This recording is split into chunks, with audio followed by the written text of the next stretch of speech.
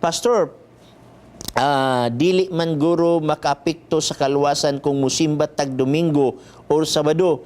Bisan unsang adlaw para nako, pwede nato simbahon ang Dios. Why relihiyon makaluwas? Ang importante mo tuo og musimba. Okay?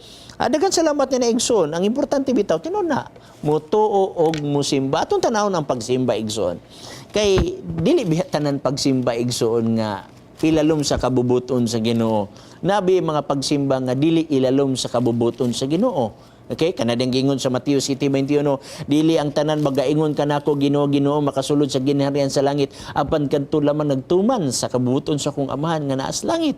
So dili ang tanan Igsoon nga nagsimba, dili ang tanan nagtuo kaniya nga makaadtog langit. Now, atong tanawon sa ni nga pagsimba, arita sa pinadayag 14. Kay kining pinadayag 14 Igsoon mao kini ang core sa Seventh-day Adventist. Kung imong tanawon ang logo sa Seventh-day Adventist, kita mog flame diha nga tulo ka buok, which represents the three angels' message. Atong tanawon, Revelation Kapitulo 14, versikulo 6.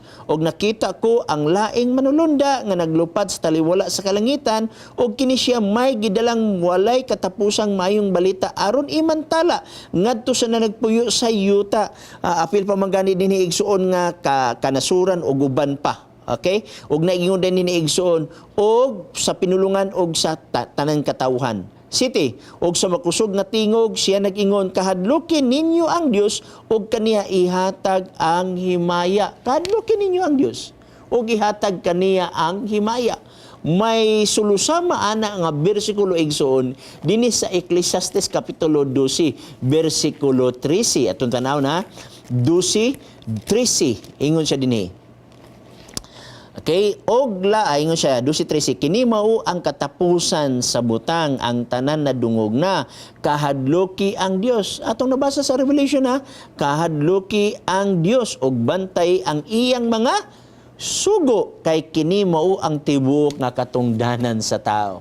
While it is true Igsoon nga ang atong pagsimba ngadto sa Dios mo'y importante, pero adunay katungdanan ang tao sa pagtuman sa sugo sa Dios.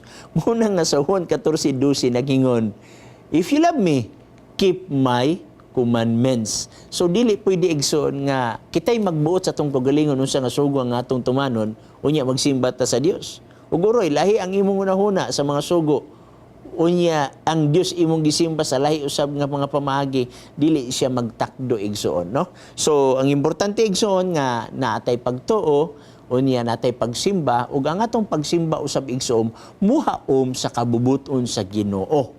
Ay kung imong basahon tiwason ang Mateo 7:22 Igsoon og 23, bugat kay nga pagasulti ni Jesus Christ dinhi nga usa ka mga butang nga alang sa mga tawo nga ila bang i-contemplate ba nga daghang gunahuna nga pwede ra magbuhat og ilang kugalingong doktrina basta ang Dios lang nga tinud mo ilang simbahon. Tanawa, City 22 og 23 nag-ingon.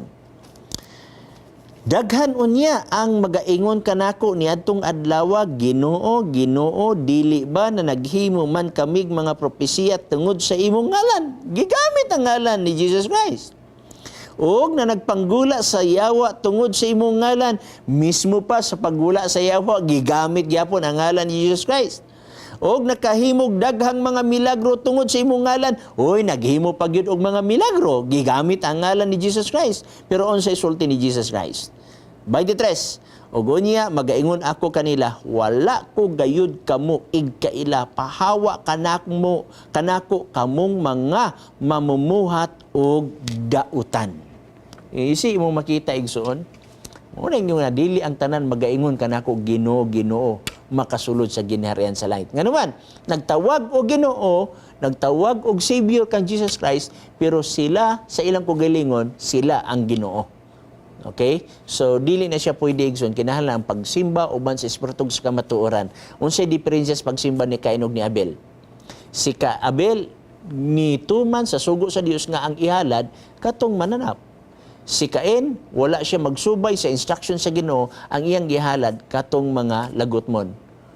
Wala makatuman sa prescription. Busa ang gidawat nga paghalad ang kadto kang Abel. Wala dawata ang halad ni Cain kay wala makasunod sa prescription. Igsoon, ingani, kung musimba man lang yun ta sa atong Dios, ato na lang yun tinudon, subayo nato ang nakasulat sa Biblia. Kay gawas sa Biblia nga pagtulunan igsoon, ignon ka sa Biblia, Marcos City City, kawang lamang ang ilang pagsimba kanako sanglit sa ilang pagpanudlo, gipakadoktrina ang kalagdaan hinimog tao. Mamagayat igsoon ka. Kung namoy pangutana sa Seventh-day Adventist, pangutana mo og rest assured atong pamatud-an pinaagi sa mabasas Biblia. Okay, diar kita sa Biblia igsoon. Mao man ni atong talamdan. Lisod man kay igsoon nga maghimo tag doktrina nga dili mabasa sa Biblia. Biblia balik sa Biblia kanang gitawag nato igsoon og sola scriptura, Bible and Bible alone. Okay?